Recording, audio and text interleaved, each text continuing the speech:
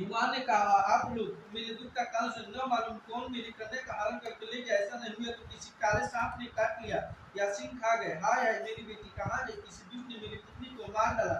ऐसा कर कोई वायु के झोंके से कांपती हुई भीड़ के समान कांपने लगी। इसके बाद हिमांत में वन वन खोजने लगे। वह वन भी सिंह बालू हिंसक जंतु से बड़ा भयानक हो रहा था। तुम भी अपनी शक्तियों के साथ उस भयानक वन में चलती चलती एक ऐसी जगह जा पहुंची जहाँ एक नदी बह रही थी। उसके रमिक तट पे एक बड़ी सी कंदरा थी। तुमने उसी कंदरा में आश्रम बना लिया और मेरी एक बालुकामयी पुत्री के साथ मेरी आराधना करने लगी। जब भाद्रपद शुक्ल पक्ष हस्त युक्त तृतीया तिथि प्राप्त हुई, तब तुमने मेरा विधिवत पूजन किया।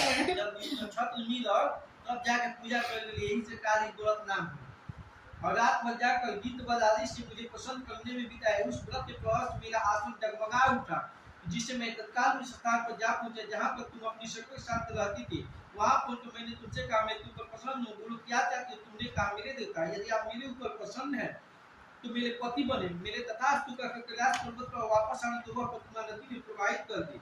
सभी के साथ उस महाव्रत का पालन किया। हनुमान तब तक उस वन में तुम्हें खोजते खोजते आ पहुंचे। चारों दिशा में तुम्हारी खोज करते करते हुए व्याकुल हो चुके थे। इसलिए तुम्हारे आश्रम में पहुंचते ही गिर पड़े। थोड़ी देर बाद उन्होंने नदी के तट पर दो कन्याओं को सोते हुए देखा। उन्हें देखते ही उन्हें तुम्हें छाती लगा लिया और बिलख बिलख कर रोने लगे। फिर पूछा, पुत्री तुम इसी व्याघ आदि जंतु से भले ही से वन में क्यों आप पहुंची? पार्वती ने उत्तर दिया, हे पार्वती जी, मैंने पहले ही अपने आप को शिव जी के हाथों सौंप दिया था। आपने मेरी बातें टाल दी, इसी से यहाँ चली आई। हनुमान ने संतावना दी, हे पुत्री, मैं तुम्हारी इच्छा के विरुद्ध कुछ न करूंगा। वे तुम्हें अपने साथ लेकर घर आया और मेरे साथ तुम्हारी विवाह कर दी। इसी से तुमने मेरे आदर्शन पाया।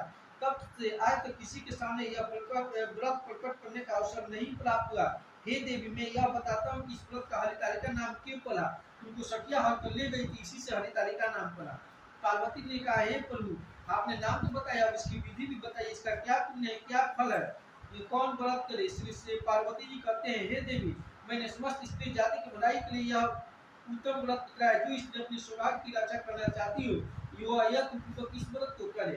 केले के खम्भे से आदि से सूर्य भी मंडप बनाए, उस पे रंग बिरंग के रेशमी कपड़ों से चंदवा लगाकर चंदन आदि सुगंधित द्रव्य से वो मंडप लिपाए। फिर शंख मेली मृदंग आदि बाजे बजाते हुए सब लोग एकत्रित हो तरह उस मंडप में पार्वती तथा शिव जी ने प्रतिमा स्थापित करे।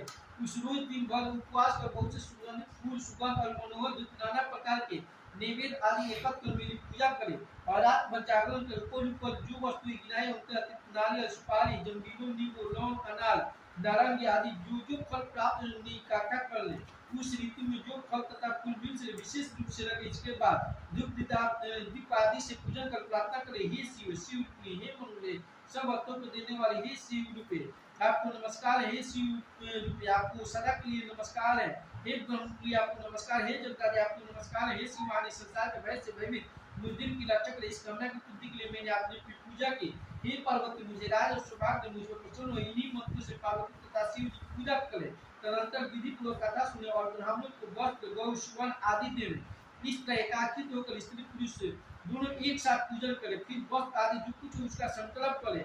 हे देवी, जो स्त्री इस प्रकार पूजन करती है वो सब पाप छूट जाती है और उससे 7 जन्म का सुख तथा सौभाग्य प्राप्त होता है। जो स्त्री तृतीया तिथि का व्रत न कर अन्न भक्षण करती है तो 7 जन्म तक बंध्या रहती है, उसको बार बार विधवा होना पड़ता है। वह सदा दरिद्र पुत्र शोक से शोकाकुल स्वभाव की लड़ा के सदा दुख भोगने वाली होती है और उपवास न करने वाली स्त्रियों को घोर नरक में जाती है। मंसाहार करने से बागी, दही खाने से बीवी, मिठाई खाने से चींटी और कुछ खाने से मक्खी होती है। तीर कोहन खाने से सुकरी, फल खाने से बंदरिया, पानी पीने से जोक, दूध पीने से सांप, सूरज और पति को धोखा देने से मुर्गी होती है। इसलिए सभी स्त्रियां व्रत अवश्य करें। दूसरे दिन सुवर्ण, चांदी, तांबा अथवा बांस के पात्र में अन्न भर कर ब्राह्मणों को दान दे और पालन करें। दूसरे दिन कहता है, आज के लोग छुए के नियम टूटता है। जो स्त्री इस प्रकार व्रत करती है वह मेरे समान पति पाती है और जब वह मरने लगती है तो तुम्हारे समान उसका रूप हो जाता है। उसे सब प्रकार के सांसारिक भोग और सायुज्य को मुक्ति मिल जाती है। इस हरितालिका की व्रत कथा मात्र सुन लेने से प्राणी को 1000 अश्वमेध और सैकड़ों वाजपेयी जग कराने का फल प्राप्त होता है। हे देवी, मैंने यह सब व्रतों में उत्तम व्रत बतलाया जिसे करने से प्राणी सब पापों से छूट जाता है। इसमें कोई संशय नहीं है। एक बार बोलिए शंकर भगवान की जय। हेलो।